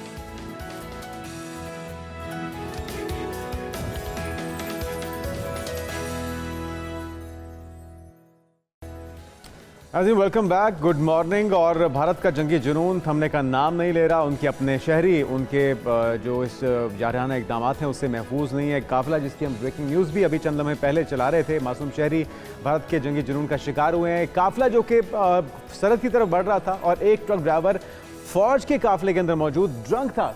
कैसी ये सूरत हाल है? और अफसोसनाक बात है। जो फौज का ट्रक था, ये सिख जो शहरी वहाँ पर मौजूद थे, मासूम निहत्ते, उनको रोंदते हुए गुजर गया। मरने वालों में औरतें और बच्चे शामिल हैं और ये अफसोसनाक वाक़या पेश आया है। जो ट्रक भेजा जा रहा था, बॉर्डर के पास भेजा जा रहा था, भारत पाकिस्तान के लिए भेज रहा था, वो लोडेड ट्रक, और उसका अपना ही ड्राइवर नशे में धुत पाया बिल्कुल ऐसे ही गया है। और विशाल, और जो पाकिस्तानी वहाँ पे थे, बहुत सी खवातीन थी, वो अपने बच्चों के साथ रह रहे थे, उनको वापस भेजा जा रहा है, मरीजों को नहीं छोड़ा जा रहा। ब्रिगेडियर रिटायर्ड वकार हसन साहब हमारे साथ मौजूद हैं। ब्रिगेडियर साहब, क्या कहेंगे इस सूरत हाल पर? पाकिस्तानी तो पाकिस्तानी, उनके अपने शहरी उनके शर से महफूज नहीं है। अभी सिखों की तरफ से जो एक 6 सिखों को मारा गया है, गाड़ी के नीचे कुचल दिया गया, फौज के काफिले का ड्राइवर ड्रंक था। ये पाकिस्तानी जो कि कई साल से वहाँ पर रिहाइश पजीर हैं, खवातीन हैं या मर्द हैं, उन्हें वापस भेजा जा रहा है। मरीज़ जो कि ज़िंदगी मौत की कश्मकश में मुब्तला हैं, इलाज की गर्ज से गए हैं, उन्हें भी भेजा जा रहा है। तो चाह क्या रहा है भारत? आई थिंक ये जो ड्रंक होने का है, इसकी हिस्ट्री है। बिकॉज जब कारगिल की लड़ाई थी उसमें भी भारतीय फोर्सेस मूव नहीं करती, मशहूर है कि इनको फिर शराब वगैरह पिला के ऊपर चढ़ाया जाता था और पीछे गनें लगाई जाती थी। तो ये वतीरा रहा। बिकॉज जब बढ़ के तो हम मार सकते हैं, गोदी मीडिया पे हम भी जा रहे हैं 4 दिन से, और गोदी मीडिया बेसिकली इस वक्त जहालत और बदतमीजी का कुतुब मीनार बना हुआ है। They don't have an patience to listen to logic. ये उसी के अभी 3 वाकयात है। आई थिंक ड्रंक होने से रिलेटेड मैं 3 वाकयात, एक कभी आई थिंक उससे पहले इनका बीएसएफ का जो है एक हवलदार था, जवान था, वो कहते हैं ड्रंक था, इधर आ गया। जस्ट इमेजिन, मेरे ख्याल वो लड़ना नहीं चाहता। उनका ठीक है जी, मैं तो पाकिस्तानी फोर्स के हवाले कर दूं अपने आप को, तरफ मरने से बच जाऊंगा। फिर जो अभी एक ऑक्युपाइड कश्मीर में एलओसी पे एक वाकया हुआ है, इसमें 185 बीएसएफ बटालियन है इनकी उसने फायर किया 36 रेजिमेंट पे। मेरा ख्याल वो भी ड्रंक थे या जो भी था, बट दे किल्ड 5, जिसमें मेजर अवतार सिंह मारा गया और सिखों को टारगेट किया जा रहा है। तो ये दूसरा वाकया है। और तीसरा जो है, आई थिंक जब आपने रिपोर्ट किया है, वेरी वेरी अनफॉर्चुनेट, फौजी कॉन्वॉयज हमारे भी जा रहे हैं अल्लाह के फजल से बॉर्डर की तरफ। जब आप निकलते हैं तो आप फिर ड्रंक नहीं होते, लेकिन मेरे ख्याल में ये एक वतीरा है। बिकॉज जब विल नहीं या फाइट करने के उनको पता है। ब्रिगेडियर साहब, इस तरह की तखरीबकारियाँ जो भी वाक़या पहलगाम के अंदर हुआ, उसको जवाज़ बनाकर अगर अब वहाँ पर रहने वाले साल से जो शहरी वहाँ पर रह रहे हैं, ख़वातीन हैं जिनकी शादियाँ होकर वहाँ पर गई हैं, वो इलीगली वहाँ पर नहीं रह रही हैं, उनके घर बार वहाँ पर हैं और उनके बच्चे वहाँ पर पैदा हुए हैं, उनके बच्चे उनसे छीन कर या उनके बच्चों को लावारिस करके सिर्फ माओं को यहाँ भेजा जा रहा है। वो किस तरह का रवैया है भारत का? भारत आखिर क्या दिखाना चाहता है, क्या करना चाहता है? भारत नहीं लड़ना चाहता, भारत नहीं लड़ सकता, भारत इस तरह के ओछे हथकंडे इस्तेमाल कर रहा है। तो अब क्या पूरी दुनिया को मैसेज दे रहा है भारत के वहां पर जो रहने वाले उनके अपने रिहायशी हैं, गो के वो पाकिस्तानी नेशनल हैं खवातीन, लेकिन अब तो वो वहां की रिहायशी हैं, शादी होकर वहां पर गई हैं, उनको वहां से निकाला जाना? ये देखिए, जो आरएसएस का एजेंडा है, कई दफा लोग हंसते हैं बात ना करें, लेकिन ये एक टेररिस्ट ऑर्गेनाइजेशन है। जब नथुराम गॉडसे ने गांधी को मर्डर किया 1948 में, आप बेशक हिंदुस्तान टाइम को खोल के अखबार देख लें, first organisation to be banned, और टेररिज्म का नाम नहीं था 1948 में, ठीक है। 1948 में पहली दफा वो आरएसएस, और अगर वो हुकूमत कर रही है तो आप सोचें कि गांधी के इंडिया से मोदी के इंडिया तक सफर किधर गया है। तो बेसिकली मुस्लिम हेट्रेड इनके इंश्राइंड है। दे वांटेड पाकिस्तान इंश्राइंड है उनकी आइडियोलॉजी में, किससे नफरत करनी है। तो मुसलमान परेशान है 30 करोड़। अच्छा, एक थोड़ा सा मैं एक मैसेज जरूर देना चाहता हूँ असदुद्दीन अवैसी वगैरह को, जो वैसे तो बड़ा चैंपियन करते हैं मुस्लिम कॉज को। जो मुस्लिम लीडरशिप थी भारत में जो रहेगी, आई डोंट नो वो मजबूरी थी लेकिन परसिस्टेंटली, अनलाइक सिक्स जो है जिनकी लीडरशिप आप देखते हैं, उन्होंने फाइट भी किया है, अभी किसानों ने अपना राइट लिया है। 2.5 करोड़ सिख है, 30 करोड़ मुसलमान है, और इन मुस्लिम लीडरों ने, चाहे वो आज़ाद था जिसकी बड़ी तारीफ होती है पाकिस्तान में, बड़ा विजनरी था, ये असदुद्दीन अवैसी वगैरह है, बाकी कुछ उलमा को सामने लेके आई, वो देवबंद वालों को लेके आ जाते हैं और वो फिर फ्रॉड करते हैं भारत का केस। अभी वो असद अवैसी साहब कर रहे थे, उनको शर्म आनी चाहिए। Basically this is what is happening to 30 crore Muslim, because आप लोगों ने इनको भेड़ बकरी बना दिया। अगर सिख जो है अपने राइट्स के लिए 2.5 करोड़ लड़ सकता है, 30 करोड़ मुसलमान अगर बिल्कुल लड़ सकता है, लेकिन शायद वो अपनी सियासत चमकाने के लिए ब्रिगेडियर साहब, और उनका सर्वाइवल शायद वहाँ पे यही है कि वो इस मामले में, हिंदुत्व के मामले में या जो जंग का ईंधन बनने के लिए वो अपना किरदार अदा करते हैं। लेकिन ये जो जिस तरह से पाकिस्तानी ख़वातीन वहाँ पे कई सालों से रह रही हैं, ये मामला हमने आपके सामने रखा। फिर जो मरीज़ बच्चे थे, बूढ़े थे, बुज़ुर्ग थे, वो इलाज की गर्ज से थे वहाँ पे, उनको नहीं छोड़ा जा रहा, उनको भी वापस भेजा जा रहा है। वो कहते हैं कि जी अस्पताल वाले तो ताउन करने को तैयार हैं, लेकिन मोदी सरकार वो हमें बर्दाश्त नहीं कर रही। यहाँ पे एक्टर एक्ट्रेसेस, फ़न की कोई सरहद नहीं होती, उनके अकाउंट्स हैक किए जा रहे हैं, उनको ब्लॉक किया जा रहा है, उनको बंद किया जा रहा है। फिर वो सारा मवाद जो यूट्यूब के ऊपर है, जो फैक्ट्स रखे जा रहे हैं पाकिस्तानी जर्नलिस्ट की तरफ से, वो रोका जा रहा है। तो अपनी आवाम को वो किसी भी तरीके से नहीं चाहते कि हक़ाइक़ जान सकें या वो कोई ऐसी चीज़ जान सकें जिनसे मोदी सरकार का चेहरा एक्सपोज हो? जिसमें देखिए फियर साइकोसिस सीधा सीधा, यानी आपको एक डर है बेसिकली। इस वक्त आरएसएस ने तो इसको एक स्केर्ड नेशन बना दिया। अभी मैं देख रहा था रिपोर्ट, आप खुद कर लें गूगल, इसमें वही वन पे आई है जिसमें टर्की और मालदीव का जिक्र है। जस्ट इमेजिन कि they are scared of Bangladesh, they are scared of Maldives. Pakistan के हालात अगर लेट से थोड़े ठीक होते हैं नेपाल के साथ, तो दे गेट वरिड। मतलब ये समझते हैं कि भारत के अलावा मतलब there should be no country जो लेट से यहाँ पे डोमिनेट करे। तो एक तो वो है।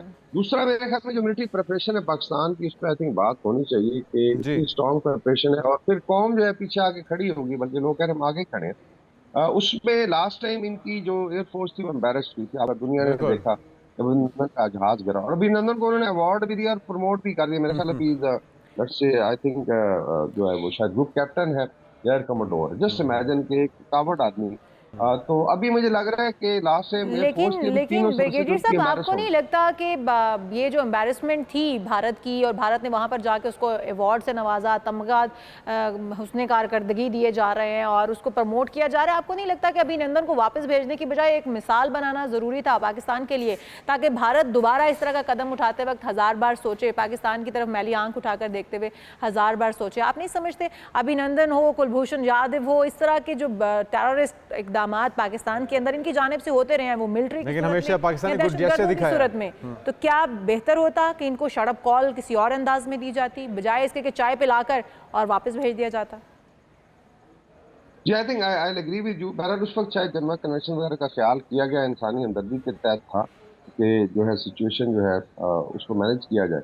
लेकिन अभी I think Pakistan has learned his lesson. मैं वही कह रहा हूँ कि 2014 से मोदी बैठा हुआ है, तीसरी टर्म में, चौथी शायद वो जीत, एंड वी प्रे। मैं तो हमेशा दुआ करता हूँ कि मोदी 2030 तक रहे, because it's going to really fracture India to pieces.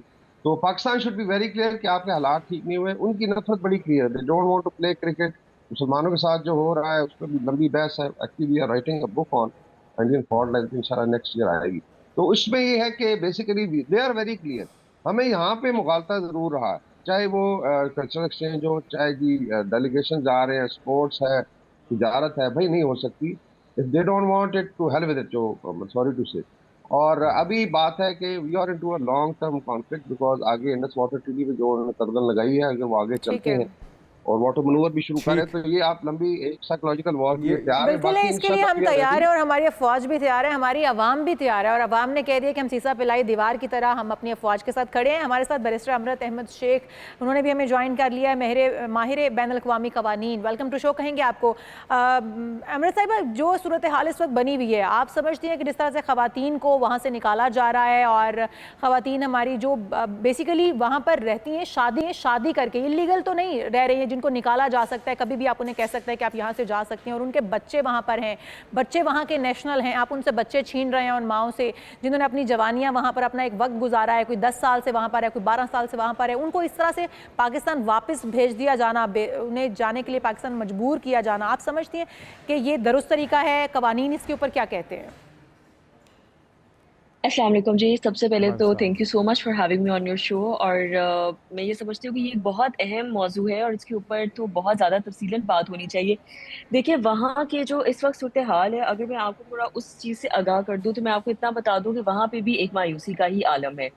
Not that कि मेरी वहाँ पे सिर्फ जर्नलिस्ट के साथ बात हुई है, मेरी वहाँ पे लोगों के साथ भी बात हुई है, और वहाँ पे भी लोग बहुत ज़्यादा परेशान हैं इस चीज़ से और इस सारी सिचुएशन से। They don't want the situation to be escalated, they don't want कि इसके सब कॉन्सिक्वेंसेज इस तरीके के हों। ये आपस की जो पॉलिटिकल एक राइवलरी है, या आप ये कह लें कि इंस्टेबिलिटी है जो कि कश्मीर के मौजू को लेके आई हुई है, ये सारी सिर्फ इस वजह से है ताकि इस वक्त जो उनके उत्तर प्रदेश में और जो उनके इस वक्त इलेक्शंस चल रहे हैं, उसके साथ बंगाल के अंदर उसका सारा आप ये कह लें कि उसको सारी उसकी अटेंशन डाइवर्ट करने के लिए ये साजिश की गई है, और इसके अलावा इसके अंदर कोई और चीज़ नज़र नहीं आती। जहाँ तक आप जिन औरतों की बात कर रही हैं, देखिए ज़ाहिर सी बात है, ये एक बड़ी मायूसी की बात है कि आप देखिए जिन्होंने अपनी सारी ज़िंदगी एक जगह को दी है, एक जगह पे वो सारी ज़िंदगी रहे हैं, अब उनको यकदम जी पता जाए कि जी आपने हिजरत करनी है और आपने माइग्रेशन करना है, वो भी 21वीं सेंचुरी के अंदर, जबकि मुझे लगता है हम डेवलपमेंट के लिहाज से हर लिहाज से आगे आ चुके हैं और अब हमें पीछे नहीं जाना चाहिए था, लेकिन बच्चों को रखा जा रहा है। कुछ बच्चे तो बहुत छोटी उम्र के हैं, उनको माँ से दूर कर दिया जाना और कहा जाना कि ये तो यहाँ के नेशनल है। एब्सोल्युटली, तो दिस इज़ कम्प्लीटली रॉन्ग और ये चीज़ नहीं होनी चाहिए। और अगर आप इसको कानून के लिहाज से देखें तो विद ऑल ड्यू रिस्पेक्ट, अगर तो वो अंडर एज माइनर्स हैं और जो कि अगर आप उनको अपनी माँ से वैसे भी एक दूर नहीं कर सकते क्योंकि इसके अंदर नर्चरिंग फैक्टर आता है। इवन आप चले, हम अगर किसी और जगह की बात नहीं करते, हम दुनिया के कानून की बात करते हैं, क्योंकि I am human right activist lawyer as well, हम ह्यूमन राइट्स की बेसिस के ऊपर अब करते हैं। तो जब भी एक बच्ची अगर बालिग नहीं हो जाती या एक बच्चा बालिग नहीं हो जाता, जब तक कि वो खुद अपना फैसला नहीं कर सकते जी कि क्या वो अपने शहर से, अपनी जगह से दूर रहना चाहते हैं या नहीं रहना चाहते, आप उन्हें जबरदस्ती कोई भी स्टेट चाहे जितनी मर्जी सॉवरेन क्यों ना हो, उनको नहीं पाबंद कर सकती इस चीज की। लेकिन हमने मोदी माजी सरकार में मैम ये इंसानी देखा है हकूक कि पामाल हर करने जगह की पे एक बड़ी हिस्ट्री है उनकी। बिल्कुल और एब्सोल्युटली इनकी गुजरात बड़ी का हिस्ट्री मामला हो, एग्जैक्टली मैं इसी अमृत साहब मैं बिल्कुल दोबारा आता हूँ आपकी तरफ, मेरा मौका दीजिएगा। ये जिस तरह से अमृत साहब भी कह रही हैं ब्रिगेडियर साहब कि लोग वहाँ के वो इस सिचुएशन को ज़्यादा पसंद नहीं कर रहे हैं, लेकिन क्या उनकी नापसंदीदगी से ये चीज़ें रुक जाएंगी? और अगर ये एस्केलेट हो गया तो क्या उसे वापस रिवर्स करना किसी के कंट्रोल में होगा? क्या मोदी सरकार अगर वो इलेक्शन गुजार भी लेती है और फ़र्ज़ किया उससे कामयाब भी हो जाती है, तो जो डैमेज होगा उसको वो किस तरह से बेयर करेंगे, किस तरह से कंट्रोल करेंगे, रिवर्स करेंगे? आई थिंक पाकिस्तान में भारत पे कम रिसर्च होती है। बेसिकली 1930 की दिहाई में नरमबर्ग लॉज लाया था हिटलर और नाजी पार्टी ने। अच्छा, उसमें 5-6 चीजें थी जो एक ये था कि जी जो जर्मन लोग हैं जू खवातीन से शादी ना करें, जिसको अभी नवजात का नाम दिया जा रहा है अदरवाइज।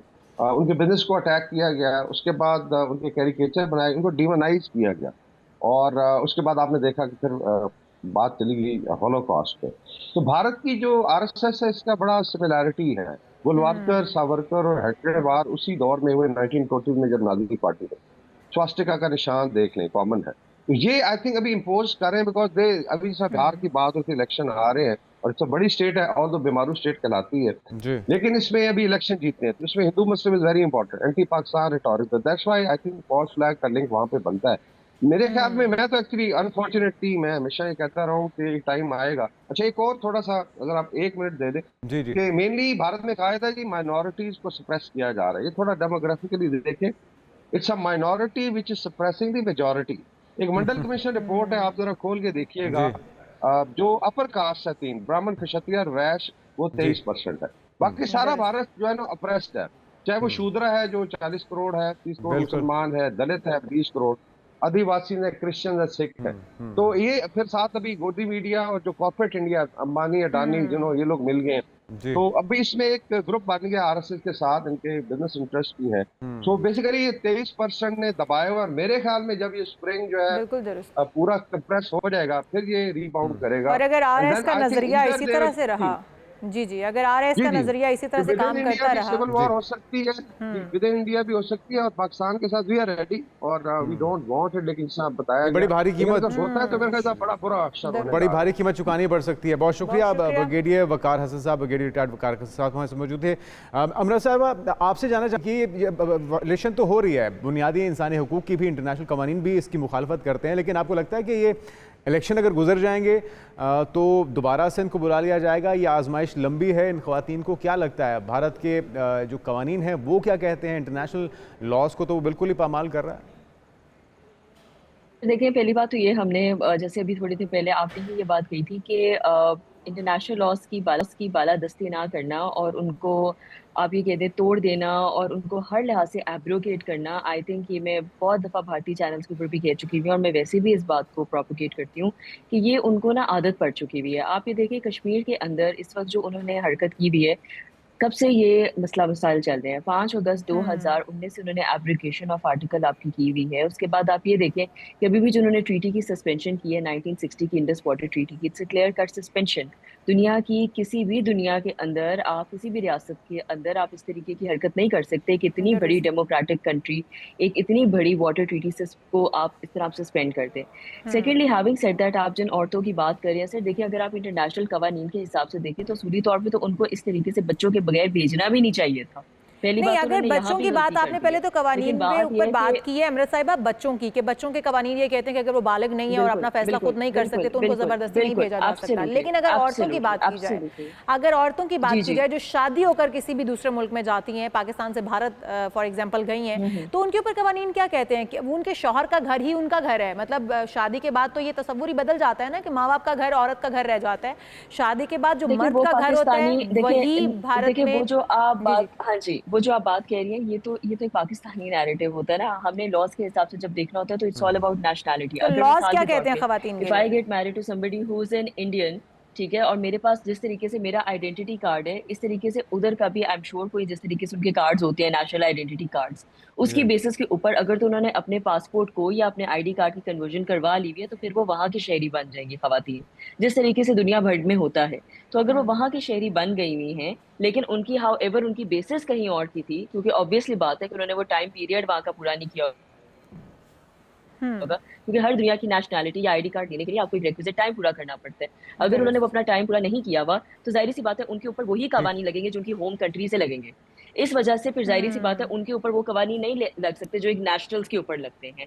लेकिन नन ठीक है। लेस अगर उन्होंने एक रिक्विजिट टाइम पूरा कर लिया हुआ है, जैसे 8 से 10 साल होता है, कई मुल्कों में 5 से 6 साल होता है, हमारी इकोनॉमीज में एक टाइम होता है कि आपने 5 to 6 इयर्स लगाने हैं, तो फिर उनके ऊपर वो वाले कंट्री के तो कवानीन इस तरह लगते हैं। से तो आई तो एम श्योर देखा इन जाए औरतों का तो टाइम पूरा नहीं भारत हुआ वायलेट होगा। कर रहा है इन कवानीन को जो कि इंसानी हकूक के कवानीन है। डेफिनेट हमारे साथ ही मौजूद रही है डॉक्टर नवीद इलाही साहब ने भी हमें ज्वाइन किया है, माहिर आलमी अमूर हैं। आप वेलकम टू शो कहेंगे डॉक्टर नवीद इलाही साहब आपको। डॉक्टर साहब, जो सूरत हाल बनी हुई है आप क्या समझते हैं, भारत का जो तौर तरीका है, जो वतीरा है, वो आरएसएस के नज़रिए के मुताबिक चल रहा है कुछ मफादात हासिल करने के लिए, या भारत का एजेंडा कुछ और है, खवातीन को वहाँ से निकाला जाना, मरीजों को वहाँ से निकाला जाना जो पाकिस्तान से ताल्लुक़ रखते हैं, फिर जिस तरह से वहाँ पर कुचले गए हैं कुछ सिख यात्री या सिख लोग जो वहाँ पर बैठे हुए थे आम शहरी, क्या समझते हैं कि जो ये तमाम तर तरीका है, भारत एक तो जो अवामी बौखलाहट नजर आ रही है, कवानीन है उनको पामाल कर रहा है, उनको कुचल रहा है, और क्या तरीक़ाकार दुरुस्त है और किन मकासद के लिए ये सब किया जा रहा है? जी बहुत शुक्रिया। देखें, इंडिया का जो इरादा है वो तो बहुत क्लियर है। मेरे नज़दीक जो जंग के बादल हैं वो गहरे होते जा रहे हैं, और उसके पीछे एक ही बात है, वो इंडिया की एग्रेशन है। आप ये ज़रा ये भी देखिए कि जो बीजेपी है जिसका आरएसएस का बैकग्राउंड से, वो पॉपुलर कैसे हुए थे 1980s में 2 सीटें लेने के बाद। एक हिंदू नेशनलिज्म का जो उनका रेट्रिक था उसके ऊपर, जिसका मतलब है एंटी मुस्लिम रेट्रिक और एंटी पाकिस्तान। बाबरी मस्जिद को गिराने के बाद उनकी पॉपुलैरिटी बढ़नी शुरू हुई, यानी उसका वोट बैंक भी ऐसा ही है जो इस तरह की चीज़ों को एड्रेस करना चाहते हैं। तो उनको मैं ये समझता हूँ कि उस वजह से वो ये कर रहे हैं। उन्होंने एक्विजिशन की एलिगेशन लगाई नी जर्क में विदाउट एविडेंस, जिसके जवाब में अगरचे पाकिस्तान ने 2 पॉइंट्स है। एक तो ये कि आप थर्ड पार्टी इन्वेस्टिगेशन कर लें, और दूसरा ये है कि we are ready, we are prepared, हम आपको बिफिटिंग रिस्पांस देंगे। लेकिन नवीद इलाही तो साहब, आपको मेरा लगता है ख्याल है इन चूंकि ऑप्शंस की तरफ भारत आएगा, ये जो बड़ी माकूल ऑप्शंस पाकिस्तान की तरफ से दी गई हैं? देखिए, मेरा ख्याल है कि जैसे मैं कह रहा हूँ कि लाइन ऑफ कंट्रोल पे भी आप देख रहे हैं कि फायरिंग हो रही है।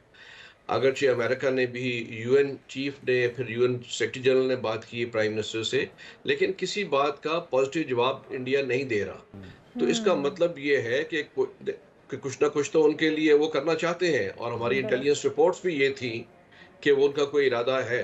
और जो ओपन सोर्स आप एनालिसिस करें तो तब भी ये लगता है कि इंडिया कोई ना कोई प्लान रखा हुआ है जो करना चाह रहा है।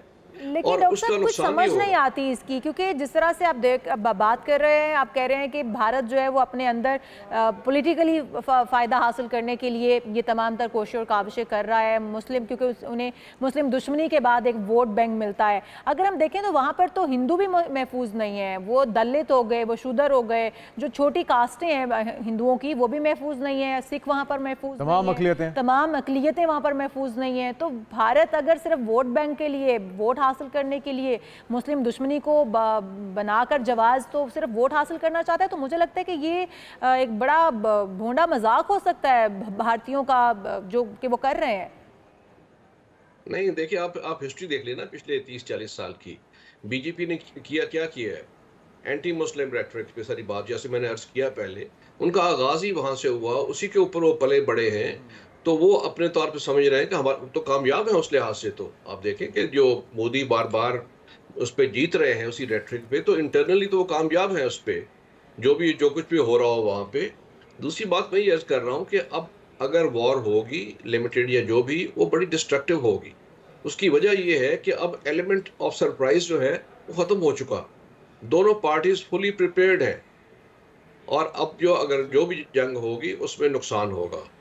हो सकता है कन्वेंशनल वॉर से बढ़ जाए। ठीक है अमृत साहिबा, जिस तरह से अब आप भी बात कर रही थी और बार बार जो है हम सबसे पूछ रहे हैं, तो ये बात है कि जो कवानीन की खिलाफ वर्जी है वो तो हो रही है भारत की जानिब से। वो चाहे सिंतास मुआहिदा एक तरफा मुअत्तल करने की बात हो, ख़वातीन को वहाँ से निकालने की बात हो, जो वीज़े पर वहाँ पर लोग मौजूद थे जिन्होंने अपनी फ़ीसेस पे कर रखी हैं हस्पतालों के अंदर, उनके बच्चों के ऑपरेशन होने थे, उनको वहाँ से निकाला जाना हो, ये वायलेशन बढ़ती चली जा रही है। एक के बाद एक वायलेशन भारत की जानिब से की जा रही है। जो कवानीन है वो भी ये कहते हैं कि भारत इस वक्त वायलेट कर रहा है। क्या समझते हैं कि इस फोरम पर पाकिस्तान को आवाज़ उठाने की ज़रूरत है और पाकिस्तान की आवाज़ उठाने के बाद कोई इसके ऊपर एक्शन लिया जा सकता है?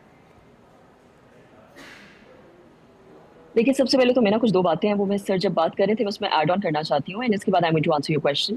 पहली बात तो ये कि जिस तरीके से आपको ये बात एक समझनी पड़ेगी कि दुनिया की किसी भी रियासत के अंदर, चाहे वो यूएस है, चाहे वो इंडिया है, चाहे वो कोई भी दुनिया की रियासत है, जब आपके इलेक्शंस होते हैं ना, तो यहाँ पे चीज़ें कर्व करनी चाहिए। चाहे वो डोनाल्ड ट्रंप कर्व करे जब उनका हिलरी क्लिंटन के अगेंस्ट इलेक्शन था, या मोदी सरकार करे। देखिए, उनके अपने मणिपुर में, छत्तीसगढ़ में और खालिस्तान में अच्छे खासे इशूज़ चल रहे हैं। उनके डोमेस्टिकली बहुत ज़्यादा इशूज़ चल रहे हैं। ठीक है, हम शामिल करेंगे दीगर इश्यूज एक ब्रेक के बाद। स्टे विद अस।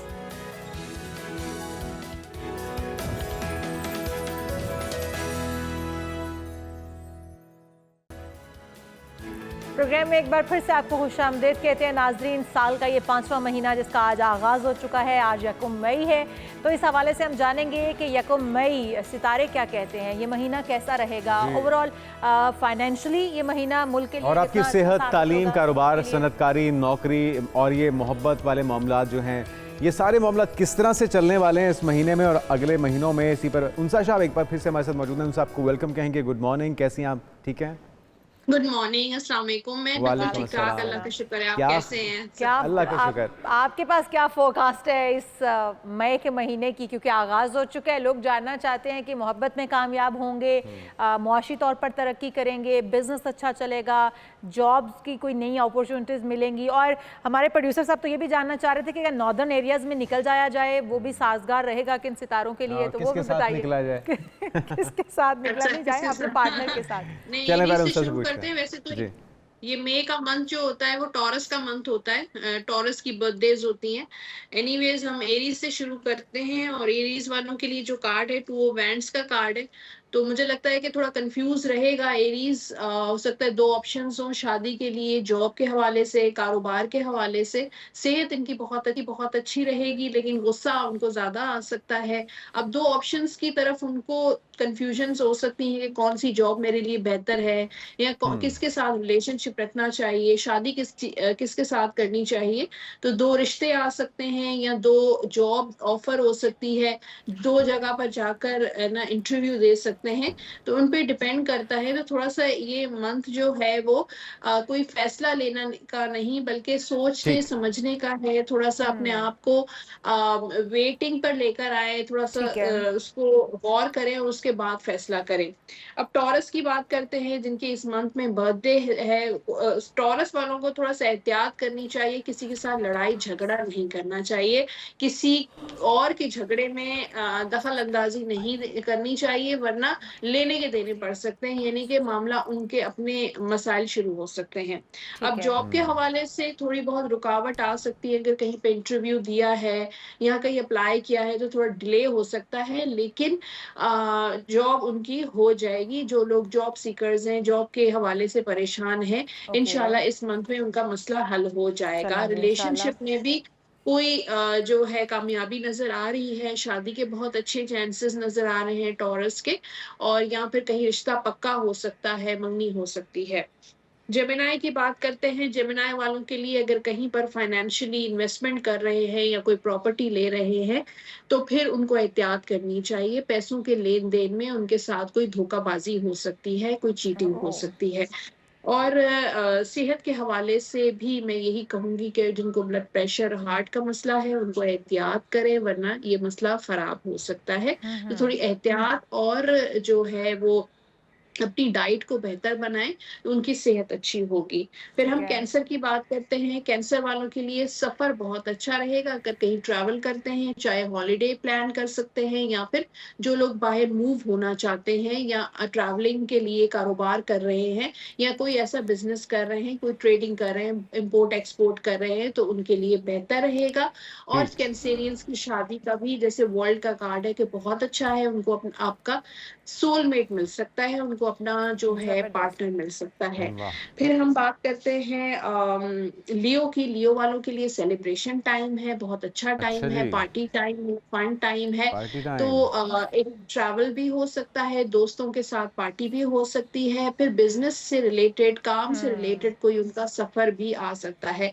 तो हम्म। ओवरऑल सही है। ट्रैवल उनके लिए अच्छा हम्म। रहेगा। फिर जबरदस्त। थोड़ा सा टाइम ब्रेक भी ले सकते हैं अपने काम से, और थोड़ी वेकेशंस, हॉलिडे भी प्लान कर सकते हैं। हम्म। फिर अब बात होगी वर्गों की। वर्गों वालों के लिए पेशेंस का कार्ड है, और अपने पैसों को बैलेंस करें, अपने अकाउंट्स को बैलेंस करें कि कहाँ पे खर्चा ज्यादा हो रहा है, कहाँ पे कम हो रहा है। तो अपने जो बजट है उसको मैनेज ठीक है। करने की कोशिश करें। इसी तरीके से घर, फैमिली और रिलेशनशिप में बैलेंस करने की कोशिश करें कि टाइम मैनेजमेंट उनके लिए बहुत इंपॉर्टेंट है। जितना वक्त अपने काम को देते हैं, उतना ही वक्त अपनी फैमिली के लिए भी जरूर बिल्कुल निकालें। ठीक। लिब्रा की बात करते हैं। लिब्रा वाले जो हैं, wheel of Fortune, good luck नजर आ रही है लिब्रा वालों के लिए। तो किस्मत उनका साथ देगी। हाँ, जो लिब्रा फंसे हुए हैं, फाइनेंशियल इश्यूज हैं, जॉब के मसले हैं, या शादी नहीं हो रही है, ये मंथ जो है उनके लिए गुड लक लेकर आ रहा है। तो जो भी काम करेंगे इंशाल्लाह उनको कामयाबी मिलेगी। हाँ, जबरदस्त। डिले होगा, अप्स एंड डाउन्स, रुकावटें जरूर आएंगी, लेकिन वो जो गोल है वो अचीव कर लेंगे। स्कॉर्पियो की बात करते हैं। स्कॉर्पियो जिनका स्टार है, उनके लिए टू ऑफ पेंटिकल्स का कार्ड है। तो थोड़ा स्कॉर्पियो भी कंफ्यूज नजर आ रहा है, जगल कर रहा है। हो सकता है दो ऑप्शंस उनके पास हैं, उनके दरमियान जगलिंग हो रही है। बाकी अपनी लाइफ में भी बैलेंस करने की कोशिश कर रहे हैं, यानी कि अपने फाइनेंसेस को बैलेंस करने की कोशिश कर रहे हैं, अपनी जॉब में बैलेंसिंग नजर आ रही है। फिर ये पूरा मंथ मई का जो है स्कॉर्पियो के लिए काफी मसरूफ रहेगा, स्पेशली करियर के हवाले से, जॉब के हवाले से, स्टडी के हवाले से। ट्रैवल भी उनका हो सकता है। सेहत का उनको खास ख्याल रखना है। पेट ठीक के जो होगा। मसले हैं, पेट का कोई इशू उनको हो सकता है, तो अपनी पानी ज्यादा पिए, हाइड्रेट रहें, और हेल्दी जो है गजा लें। ठीक हो गया। सेजिटेरियस की बात करते हैं। उनके लिए ये मंथ पूरा रिस्पॉन्सिबिलिटीज का है, बहुत बहुत सारी जिम्मेदारियां निभाते हुए नजर आ रहे हैं। जैसे काम की जिम्मेदारी हो सकती है, फैमिली की जिम्मेदारी हो सकती है, फाइनेंशियल रिस्पॉन्सिबिलिटीज हो सकती हैं। तो ओवर बर्डन नजर आ रहे हैं, लेकिन काम बहुत अच्छे तरीके से परफॉर्म कर रहे हैं, बहुत रिस्पॉन्सिबिलिटी के साथ अपना काम कर रहे हैं। तो जो लोग जॉब ऑलरेडी कर रहे हैं, उनके लिए प्रमोशन भी हो सकती है, और ठीक है। फाइनेंशियल बेनिफिट भी हो सकता है। हम्म। कैप्रिकॉन की बात करते हैं। ये मंथ जो है कैप्रिकॉन के लिए बहुत अच्छा रहेगा, बेस्ट रहेगा। बल्कि जो लोग प्रॉपर्टी लेना चाहते हैं, कहीं इन्वेस्टमेंट करना चाहते हैं, पैसों की लेन देन में भी उनको फायदा होगा। कोई ठीक है। पुरानी प्रॉपर्टी सेल नहीं हो रही, स्टक हुई भी है, कोई ऐसा इनहेरिटेंस का मसला है, तो वो भी उनका हल हल हो हो जाएगा। जाएगा। सेहत का ख्याल रखना है, थोड़ा एंजाइटी और स्ट्रेस हो सकता है कैप्रिकॉन पे। तो उसके लिए उनको मेडिटेशन करें, डीप ब्रीदिंग की एक्सरसाइज करें, योगा करें, तो उनके लिए बहुत अच्छा रहेगा। ठीक है। जबरदस्त। एक्वेरियस की बात करते हैं। एक्वेरियस वाले बहुत जल्दी आजकल ट्रस्ट कर रहे हैं लोगों पे, तो थोड़ा जब भी किसी के साथ दोस्ती रखें, रिलेशनशिप रखें, या कारोबार या पैसों की कोई लेन देन हो, तो एहतियात करें, वरना उनके साथ भी कोई धोखाबाजी हो सकती है। उनका पार्टनर, बिजनेस पार्टनर ही उनको धोखा दे सकता है, या कोई रिश्तेदार में, खानदान में जैसे जेलसी, हो। हसद भी मुझे नजर आ रहा है। तो हम्म। एक तो नजर नहीं उतारे, फिर जो है वो मंजिल का विर्द कर सकते हैं, उनके लिए बहुत अच्छा है। आयतल कुर्सी का विर्द कर सकते हैं, उनके लिए बहुत अच्छा है। स्पाइसेस की बात करते हैं, स्पाइसेस वालों के लिए इस वक्त अगर कोई बिजनेस नया शुरू करना चाहते हैं तो उनके लिए बहुत बेस्ट रहेगा। किसी नए काम शुरू करने में घबराहट है, उनको प्लानिंग कर रहे हैं, अभी तक उन्होंने एक्शन नहीं लिया, तो ये मंथ जो है उनके लिए एक्शन से रिलेटेड होगा, काम करें। और इसी तरीके से जो लोग शादी के हवाले से घबराते हैं कि शादी करनी चाहिए नहीं करनी चाहिए, तो शादी उनको इस मंथ में अगर करेंगे तो बहुत अच्छा रहेगा, मैरिड लाइफ उनकी अच्छी ठीक रहेगी। है। डन। तो ये ये था तो सितारों का हाल, यानी बहुत कि शुक्रिया ओवरऑल आपका। आपने बताया कि इस मंथ के अंदर क्या क्या एहतियात करनी है। अच्छा, जंग के हवाले से अगर पूछें उसके क्या आसार दिखाई देते हैं, क्योंकि माहौल तो बना हुआ है, इंसान क्या कहेंगे आप? जी देखिए, यहाँ पर जो कार्ड आया है जंग के लिहाज से एस ऑफ वैंड्स, गर्मा गर्मी तो है, यानी कि मुझे लगता है कि दोनों तरफ जो है वो काफी अग्रेसिवनेस नजर आ रही है। लेकिन यहाँ पर टू ऑफ कप्स का कार्ड है जो म्यूचुअल अंडरस्टैंडिंग का कार्ड होता है, पार्टनरशिप का कार्ड होता है। तो मुझे लगता है कि म्यूचुअली कोई कमिटमेंट हो जाएगी, मामला कोई जो है वो सालसी का ठंडा हो किरदार अदा जाएगा। करेगा। हाँ, पीसफुल हो जाएगा, पीसफुल। मुझे लगता है इस वक्त जो है वो अग्रेसिवनेस है दोनों जगहों पे, लेकिन ये है कि आगे जाके पीस इंशाल्लाह हो जाएगा। इंशाल्लाह। ये तो बड़ी अच्छी आपने बात ये बताई अच्छी है और बात ऐसा है। ही आइडियली होना और चाहिए। अब आप क्या समझती हैं कि ये महीना ओवरऑल पाकिस्तान के लिए किस तरह का साबित होगा? देखिए, ओवरऑल अगर हम देखें, किंग ऑफ कप्स का कार्ड है तो अनसर्टेनिटी रहेगी, और अगर हम इकोनॉमी देखें तो हेरोफेंट का कार्ड है तो बेहतरी होगी। बिल्कुल ठीक। इकोनॉमी पाकिस्तान की थैंक जो यू सो है मच, वो thank you so much. aggressive उनसे शाह हमारे होगी। साथ मौजूद थी और इस महीने को किस तरह से गुजारने आपने रहनुमाई हासिल की। आज के प्रोग्राम से ही इतना ही, आपसे मुलाकात होगी कल। अपना हमें ख्याल दीजिए रखिए। इजाजत। अल्लाह हाफ़िज़। अल्लाह हाफिज।